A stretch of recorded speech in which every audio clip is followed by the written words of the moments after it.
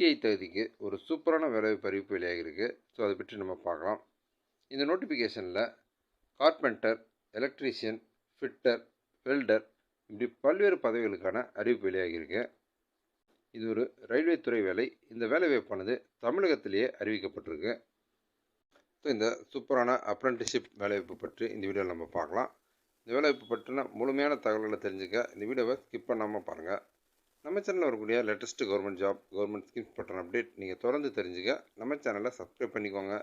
இந்த வீடியோவை உங்கள் நண்பர்களுக்கும் ஷேர் பண்ணுங்கள், அவர்களுக்கும் பயனுள்ளதாக இருக்கும். ஸோ இதுதான் இந்த வேலைக்கான அஃபிஷியல் நோட்டிஃபிகேஷன். ஸோ இதில் என்னென்ன பதவி, அதற்கான வேக்கன்சிஸ் என்ன அப்படின்றத நம்ம பார்க்கலாம். Carpenter, electrician, fitter, welder, மிஷினிஸ்ட்டு, so இந்த மாதிரி பல்வேறு பதவிகளுக்கு வந்து வேக்கன்சிஸ் கொடுத்துருக்காங்க.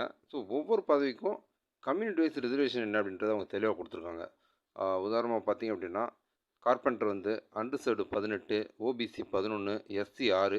ஸோ இப்படி ஒவ்வொரு பதவிக்கும் எந்தெந்த கம்யூனிட்டிக்கு எவ்வளோ வேக்கன்சிஸ் வந்து ரிசர்வ் பண்ணியிருக்கு அப்படின்றத தெளிவாக கொடுத்துருக்காங்க.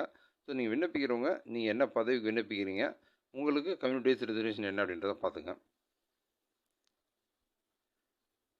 ஓகே, இந்த பதவிக்கு விண்ணப்பிக்கும் போது பிடபிள்யூபிடி, அதாவது person with bench mark disability, அந்த கேட்டகரியில் நீங்கள் விண்ணப்பிக்கிறீங்க அப்படின்னா உங்களுக்கு என்னென்ன விதமான அந்த டிசபிலிட்டி வந்து அனுமதிக்கப்பட்டிருக்கு.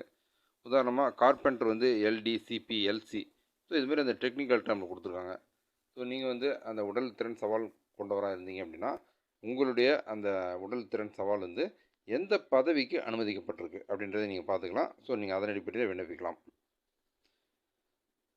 அடுத்து வந்து நம்ம இந்த பதவிக்கான தகுதி என்ன அப்படின்றத பார்க்கலாம். உதாரணமாக ஃபஸ்ட்டு வந்து வயது வரம்பு, எந்த வயது வரைக்கும் விண்ணப்பிக்கலாம், என்னென்ன கம்யூனிட்டிக்கு வயது வரம்பு தளர்வு என்ன, அது பார்க்கலாம்.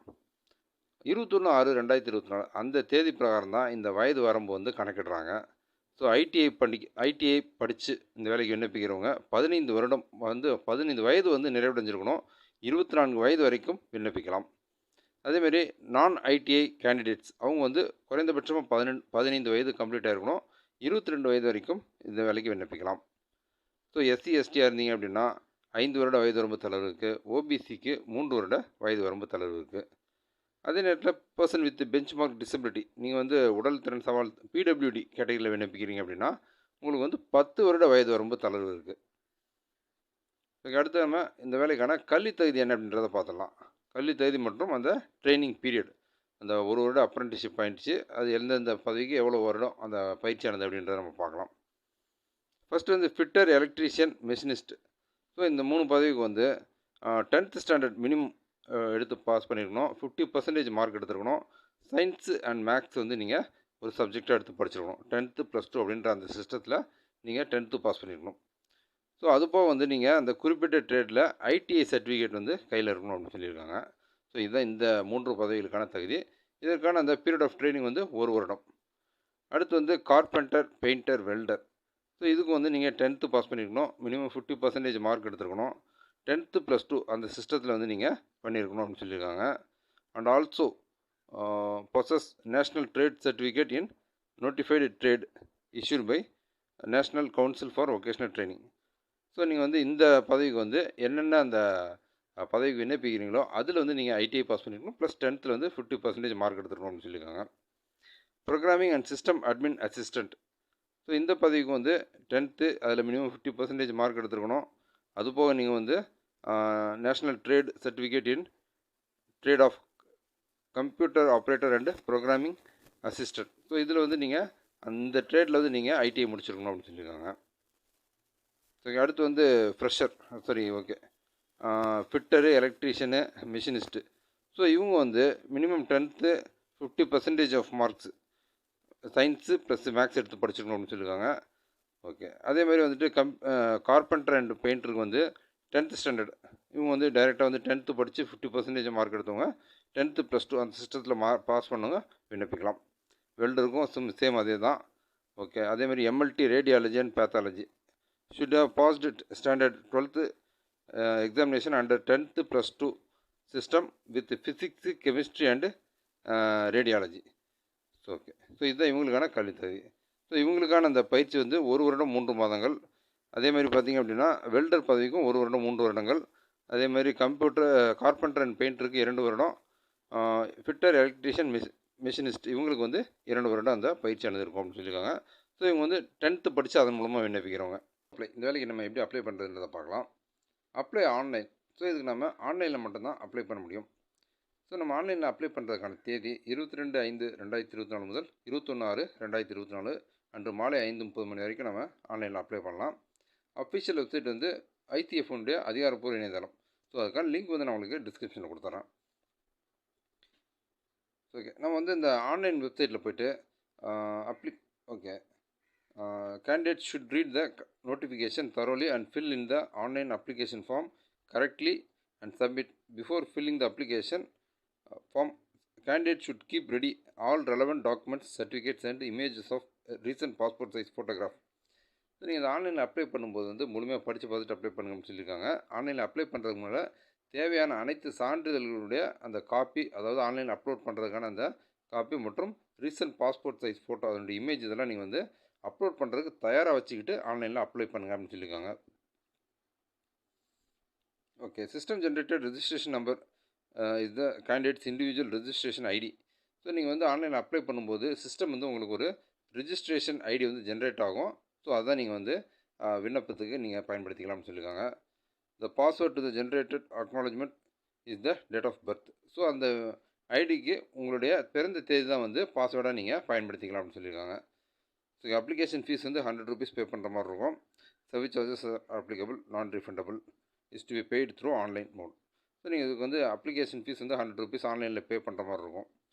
Okay, no application fee required to be paid by SC, ST, PWBD women candidates. So பெண்கள் மற்றும் PWBD SC, ST கேட்டகரியில் வரவங்க இந்த அப்ளிகேஷன் ஃபீஸ் பே பண்ண வேண்டியதில்லை.